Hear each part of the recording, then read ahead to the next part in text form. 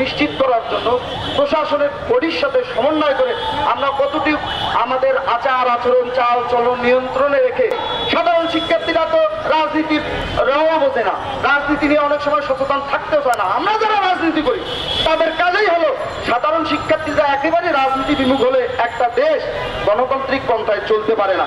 তারা রাজনৈতিক সচেতনতা বৃদ্ধি হলে দেশের অর্থনীতি, সমাজনীতি, রাজনীতি কিভাবে চললে বাংলাদেশ বিশ্বের দরবারে একটি গণতান্ত্রিক রাষ্ট্র হিসেবে প্রতিষ্ঠিত হয়, আমরা সেই দিকে তাদেরকে সোচ্চারাবো। আমরা লিফলেট বিতরণ করব, তাদের সাথে আড্ডা হবে, গান গল্প সব দিয়ে তাদেরকে বোঝাতে সক্ষম হব।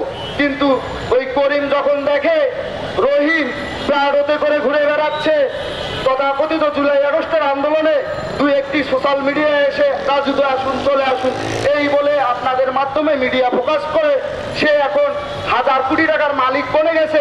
আর করিম লাইব্রেরিতে বসে তার চাকরির সার্কুলার নাই, সে কি মুখে হাত দিয়ে আঙ্গুল দিয়ে বসে থাকবে?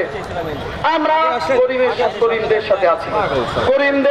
করিমরাই এ দেশের প্রকৃত সাধারণ শিক্ষার্থী। আর সাধারণ শিক্ষার্থীর লেবাস ধারণ করে এই বৈষম্য বিরোধী ছাত্র আন্দোলনের অধিকাংশ নেতাকর্মী সমর্থক আজকে নষ্ট হয়ে গেছে।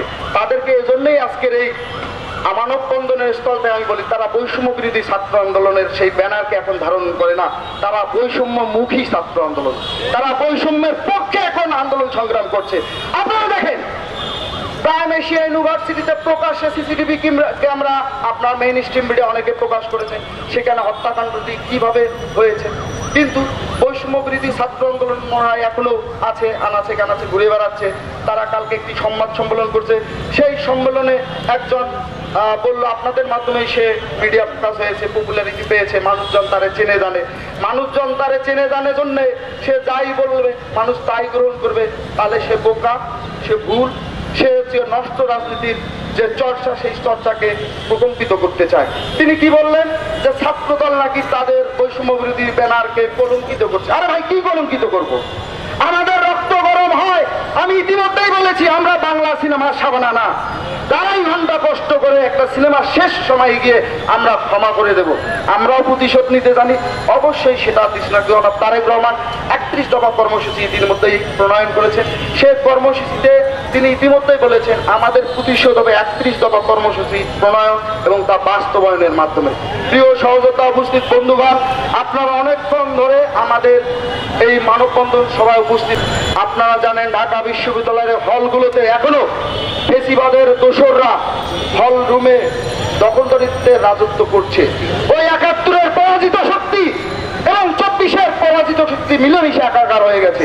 আর হলগুলোতে আমরা শহীদ রাষ্ট্রপতি জিয়াউর রহমান, যিনি বাংলাদেশের মহান স্বাধীনতার ঘোষক, তার সম্বলিত পোস্টার ফিরে ফেলা হয়েছে। আমরা চুপ থেকেছিলাম।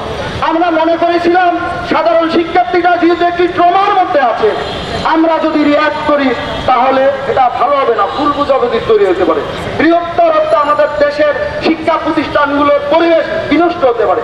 এই জন্য আমরা সহিষ্ণুতার আচরণ করেছি। কিন্তু এখন দেখেন আনাচে কানাচে এই মঞ্চ, সেই মঞ্চ, অমুক মঞ্চ, তমুক মঞ্চ, ওই পোস্টার ফেস্টুন। মোহাম্মদ ইউনূস মহোদয়, তিনি সর্বজন গৃহীত, আমরা তাকে সমর্থন করি। তিনি ব্যর্থ হোক, আমরা বাংলাদেশ জাতীয়তাবাদী ছাত্রদল কখনো চাই না। একটা মহল চায় যে 5 বছর ডক্টর মোহাম্মদ ইউনূসের সরকারকে দেখতে চায়।